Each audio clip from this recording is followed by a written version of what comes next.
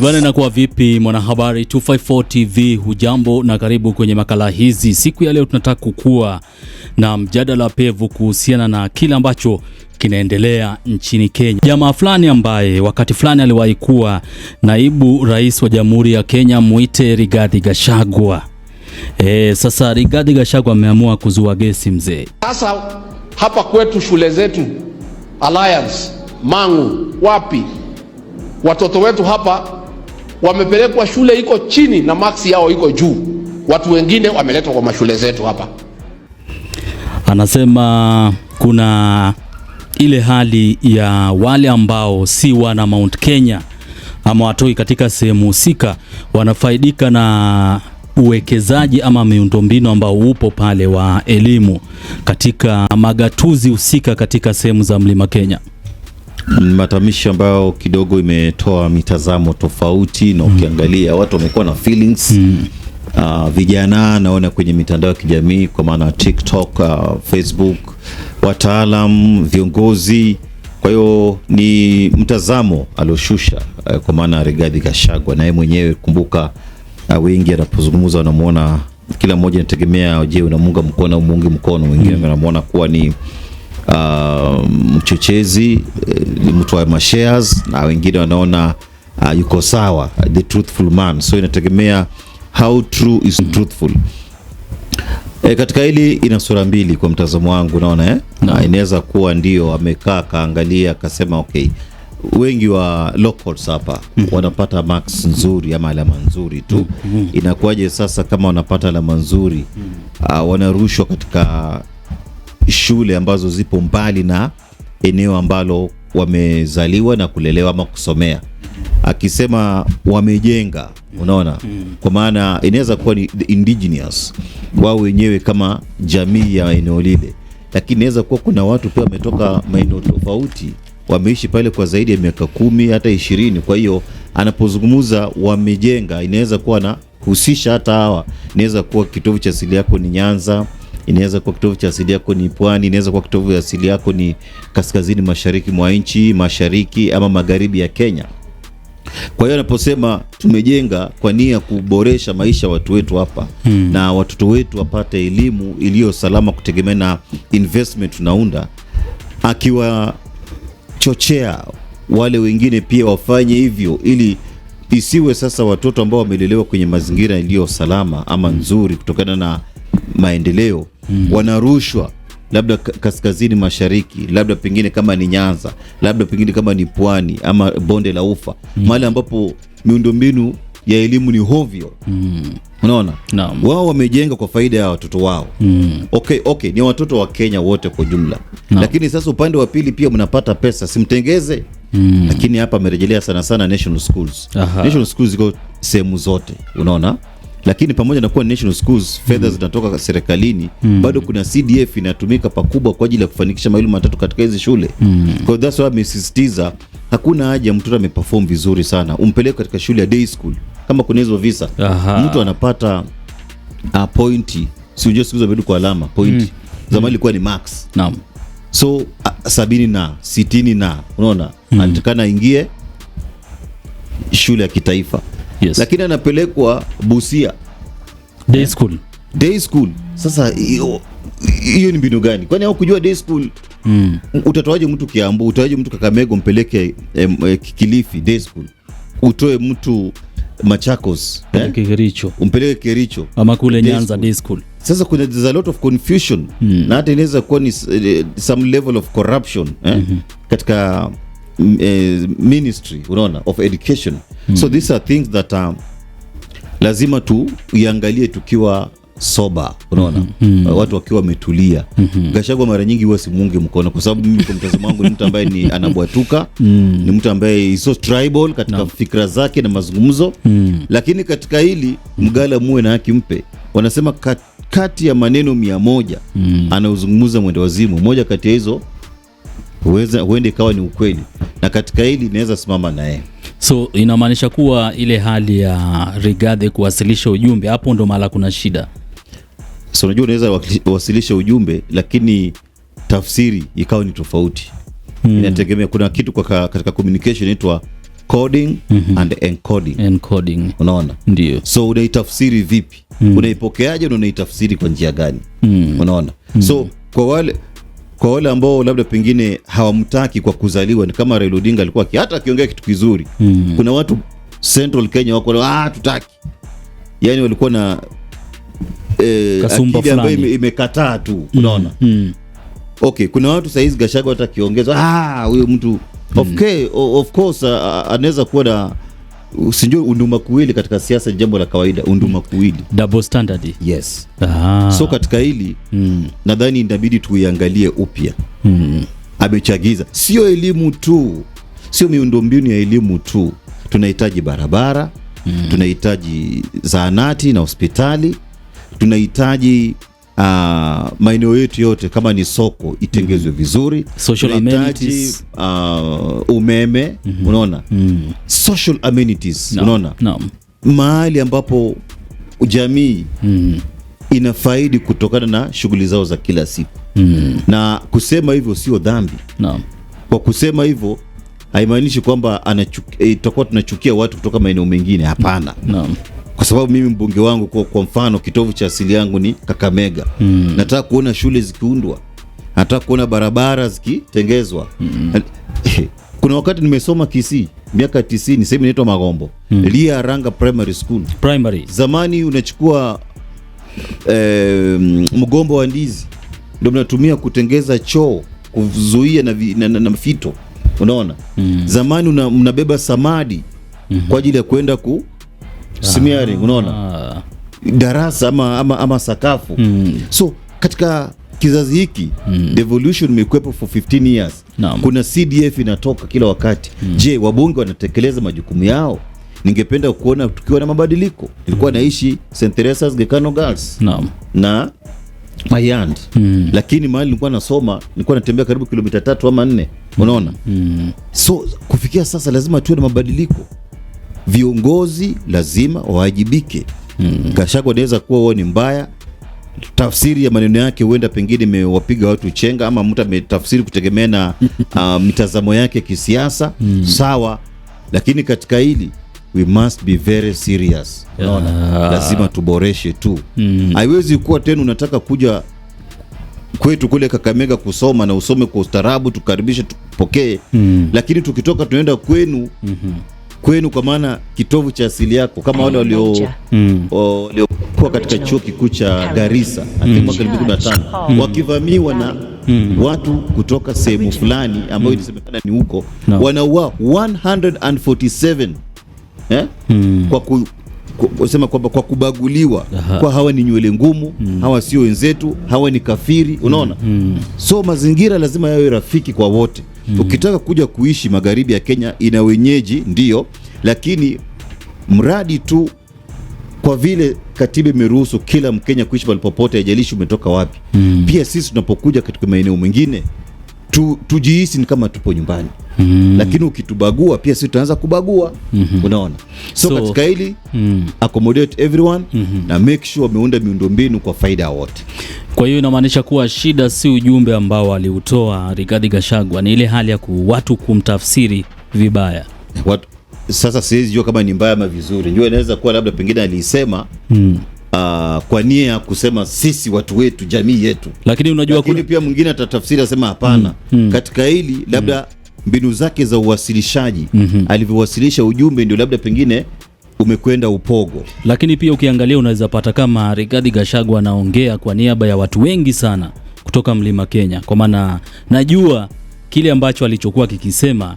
Kuna baadhi ama wengi kutoka maeneo ya Mount Kenya ambao wanahisi ya kuwa hiyo issue pia si nzuri, inafaa iongelewe. Sasa unajua ni watu ambao tuseme kwa mfano hawajawahi pata jukwaa ya kusema jambo kama hilo. Sasa Rigathi Gachagua ndiye ameamua kujitokeza na kusema 1 2 3 kuhusiana na hiyo issue nzima. Kenya saizi watu wanasema tu kwa vile yeye ni mtu mkubwa ndiye anasikika labda, lakini kama kuzungumza watu wanazungumza kawaida. Nasikia mtu anasema kwetu tuna hili na lile. Haimaanishi kwamba licha kuwa wamekuwa na marais watatu haimaanishi kwamba pia wameendelea kupitiliza hivyo. Unapotembea na kuingia mashinani utajua kuna tofauti. Ni maeneo kadhaa tu. Lakini katika hili pia tunaangalia watu wanasema watu wasomee kwao. Kusomea kwao ni kwa maana ya irahisishe pia. Unajua pia nina mtoto Busia. Alafu nasukuma mtoto wangu aende asome Malindi. Ni sawa, kula ine integration. Lakini umeconsider the way itakuwa nafanikisha safari zake na usalama wake.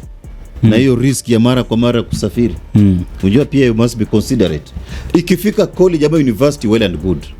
Mtu anaweza somea anapotaka. That's why watu wanatoka baada ya high school wanasoma hata mpaka kule Russia, wanasoma mpaka Uganda. Lakini high school baada yao ni watoto. So mtu kama ni marks yake imemruhusu kwenda Mangu na mzazi ameridhia, well and good, na amepita. Lakini niwe natoka Kakamega, grade zangu zinaniruhusu kuingia shule ya upili ya Kakamega, Bukumu Girls ama Boys, ama niingie Butere Girls ama Boys ama Kamsinga. Kisha unanichukua unanirusha sehemu za Wajia High School. Nenda kufanya nini huko? What am I going to do there? Ikifika high school nimalize niingie college, ndio mnaweza nitupa mahali mnataka. Naweza amua kwenda huko, naweza amua kwenda Kabianga, naweza amua kwenda Garissa University ikiwezekana, naweza amua kwenda Pwani University nikitaka, Kenyatta University, University of Nairobi yeah, kwa sababu pale at least sasa naanza kujiamulia maisha. Lakini katika hali ya kawaida inakuwa ni bado sana. Ndio selections zifanyike for integration purposes, lakini isiwe ni kwa njia haramu. Mtu apate 2 something ama 3 something, akabidhiwa opportunity, kwa sababu of course kuna mazingira tofauti na kule anakotoka, ile advantage. Lakini sasa isiwe ni kwa kupunja wenyeji. Hata ikiwezekana a certain percentage ya locals. Locals inaweza kuwa si lazima asili yako wewe ni mzao wa pale, ama wazazi wako babu zako walizaliwa pale. Unaweza kuwa wazazi wale migrate na mmeishi pale. Asilimia kubwa ikiwezekana iwe ni kwa faida ya wale watu pale. Do you know there so many people mali umeishi for almost 10-20 years, maisha karibu yako yote umeishi pale. By the time umetoka umeenda college umepata mafanikio, mara nyingi unarudi kuinvest mali ulikuwa. Sure. Yeah. So most of these people, most of these people, hata mimi nikafaidi sana. Investment yangu mingi itarudisha Kakamega. Why? Huko ndiko kitovu cha asili yangu. Na nililelewa nikafanyia karibu almost kila kitu kule. Kuna wenzetu ambao nimesoma nao wamekuwa kutoka mkoa wa kati, wengine wametoka sijui wapi na wapi. Yani wazazi wao. Lakini saizi investment zao baada ya miaka wameinvest wapi? Kakamega. Mbona wakwenda Murang'a ama Nyeri? Unaona? So wale ni wenyeji wa Kakamega, unaona? Ama ni wenyeji wa Kitale, kwa sababu maisha yao yote wanaamini ni kubwa. So you must always invest, kwa sababu kesho kutwa mtu akitoka anarudi kuinvest mahali alitoka. Unaona? Unajua pia kuna mara nilikuwa najaribu kujiuliza jinsi serikali ya William Ruto imereact towards what Gachagua said. Sasa mimi nilikuwa na issue jinsi wanavyomcounter Gachagua, kwa maana wao ni kama unajua this is a very big problem which is there and it has been there, unaona. Lakini sasa we are living in what we call denial, kwa maana wale nao wanasema kuwa ati Gachagua ni tribal, ameingiza ukabila kwenye mashule, vitu kama hivyo. Hiyo ni identity alipewa kwa sababu ya tabia zake, kwa sababu yeye alikuwa mtu wa shares. Alikuwa anasema sisi akasahau kuwa ni kiongozi wa kitaifa. Unaona? Hiyo ndio kitu ilikuwa inamponza na wakamark. Lakini Kenya leo si watu wajinga. Kenya leo mtu anaweza kaa chini akasema hapana, huyu Gachagua ndio licha kwa simpendi, lakini katika mambo amezungumza, je, kuna ukweli ndani yake? That's the most important thing. Hii sio age ya kudanganya watu kuonyesha kwamba watu watakuwa wapuzi tumazezeta wanakuja kusikiliza na kuendana na kile ambacho unajaribu kupedal, unaona? Lakini hata hivyo haimaanishi kwamba tuwe reckless katika matamshi yetu. Unapoanza kusema mtu akae kwao, unajua watu wameipinda sasa ati watu wasome kwao ama wakae kwao, unaona? Yes. Kwa kusema hivyo utakuwa unarudisha nchi nyuma, kwa sababu kuna watu najua walitoka Nyanza miaka na mikaka, wamepiga makao Western ama Rift Valley. Yes. Wengine hata labda pengine wako hapa Kiambu, wengine wako Pwani, kule Likoni. Wapo wengi, wengine wako Rift Valley huko kwa Masai, unaona? So unapoanza mambo ya watu na kwao, inaweza madhara makubwa. Mtu atasema okay, kwa vile wewe kwenu kabisa asili ya mababu zako ni sehemu fulani, rudi mkafanya biashara kwenu. Unaona? So ndio sasa watu wanaweza kupinda sasa, kwanza kuleta hiyo interpretation of which is very wrong. Siwezi kuwa na raha mimi mwenyewe eti kwetu ni Kakamega ama kwetu ni Likoni, alafu wanaozunguka tu wote hawa ni watu wa jamii yangu. Haina raha. Raha ni kupata watu pia kutoka maeneo mengine kwa ajili ya kufanya nini? Kuleta maendeleo na utengano katika jamii. Unaona? At least inakuwa hivyo. Mnaweza saidiana kwa njia moja ama nyingine. Mtu akipata opportunity kama hali na mnaendelea pamoja. Unaona? So hiyo narrative watu wasi misinterpret. Kwa sababu tunajua kule tulikotoka 1992, vita vya wenyewe kwa wenyewe.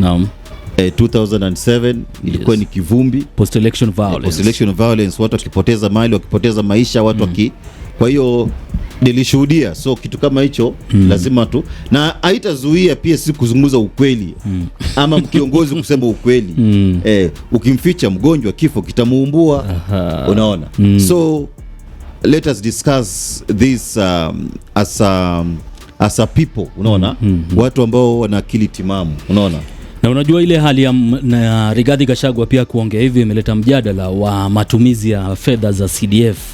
Kwa maana kuna zile video ambazo huwa zinakuwa posted kwenye mtandao wa kijamii na Ndindi Nyoro, mbunge huyu anatoka kule sehemu za inaitwaje, Kiharu kule Murang'a County, ambapo ameonyesha picha na video za miradi ambazo anazifanya na watu wanashuhudia, wanasema anafanya vizuri, na hata kuna wabunge ambao pia wanaonyesha hivyo. Unaona, hiyo ni haki tu, kwa sababu ni watu wako kuamua kuona kama inafanyika, because they are on the ground. Sisi kutuchapishia itusaidii sana, lakini it's okay kwa sababu ni sehemu ya jitihada zake, ni mbinu zake kuamua kufahamisha umma. Unaona? Sidhani kama intention yake ni kuonyesha Kenyans, lakini si imeleta pia mjadala kuhusu matumizi ya fedha za CDF vizuri. Intention yake kubwa ni kwa watu wenye ubunge lake. Naam. Lakini labda in future akiwa na ambitions za kuwa president, hii itakuwa ni track record. That you see what I did. Unaona? Sio shule tu mpaka barabara. Labda pengine anachagiza wabunge wengine pia kufanya hivyo. Wanasema nyege ni kunyegezana ashakumsima tusi. Matumizi ya mgao wa CDF. Kuna wabunge wanazila tu na kuoa wanawake wengi ama kukua na mabenten. Na watu ambao ni notorious ni watu kutoka Northeastern. There's no way unaweza katika shule ya msingi ama shule ya upili unanunua tanki ya maji 10 liters 300,000 Kenya shillings for instance. Kitu ya 40, 50,000, 70,000 muna triple the price. Eneo yenyewe ni shida. Unaona? Mnaibia watu. It's not right. Barabara shida, elimu shida, hospitali hakuna dawa, vitu kama hivyo. Unaona? Hakuna dawa. Wanafunzi labda pengine wa kike kila mwezi kuna kile ambacho tunaita wanapitia hizo hedhi. Unaona? Hata part of that money ingewezekana watoe ushirikiano na mashirika yasiyokuwa kiserikali kwa ajili ya kuwasaidia na sodo. Unaona? Hizo sanitary towels. Unaona? Lakini watu ni wabinafsi. Mtu anafikiria vile ataiba hiyo pesa, aje atafute kipande cha ardhi Nairobi, sehemu za tofauti Pwani kule, ajenge atiaishi raha mstarehe. Unaona? It's not right. Maana yake ni zaidi ya milioni 1.8. Takriban milioni 1.8. No, milioni sio 100 nukta kwa mwaka. That's a lot of money ambazo zimeenda kule. Kila eneo bunge. I see. Unaona? So no, they must be accountable. Kuna wakati naangalia kule sehemu za Mumias na kotoka, Mumias East. Kulikuwa na mbunge pale amekaa for almost 15 years. Lakini wanafunzi wanavuka mto asubuhi kumenyesha, labda mtu umejaa, jioni nitakana warudi kuna mvua. Yaani usalama wa wanafunzi inakuaje? Tumeona mpaka Kisii Eric Omondi akilazimika kwenda kujenga daraja. Something simple. Unaona? Salasi ndiye akaenda kainua, akajenga, akasema lazima mpita hapa mkiwa kwa. Hata kuna moja pale sehemu za una cross from Mumias to Bungoma kwa kutumia kamba na ni River Nzoia. Na inapojaa huwa inaua. Na ni kamba mpaka leo. Nimeona hata Morara Kebaso akionyesha. What is that? Unaona? I say. So these are things that are in each and every constituency. Mgao tunaopata of course is not enough. Tunaweza ifanya kwa awamu ikafaidi watu wetu. Kitu ambacho tunataka ni huduma, mazingira rafiki kwa wananchi wa Kenya kuweza kufaidi kutokana na kile ambacho tumekuwa tukiazimia. Unaazimia ndio. That's it. Bana, tumeongea kuhusu hii issue nzima. Kwa hiyo ukiwa kule magetoni, vijiweni na mitaani, usisahau kuwajuza wana kuhusiana na channel hii ambayo inakuwa kwa kasi zaidi, ite Habari 254 TV. Alafu vile mitandaoni pia tumetamba zaidi kama Bonga Tube Media, sio? Bonga Tube Media tupo kwa ajili ya kufanikisha na Facebook, Insta pamoja na YouTube. Kwa hiyo wakifika pale ni kubonyeza tu kitufe na kufuatilia mambo mengi tu ambayo yanatokea na kushare ndani na nje ya Jamhuri ya Kenya. Bonga Boli Sports na kadhalika.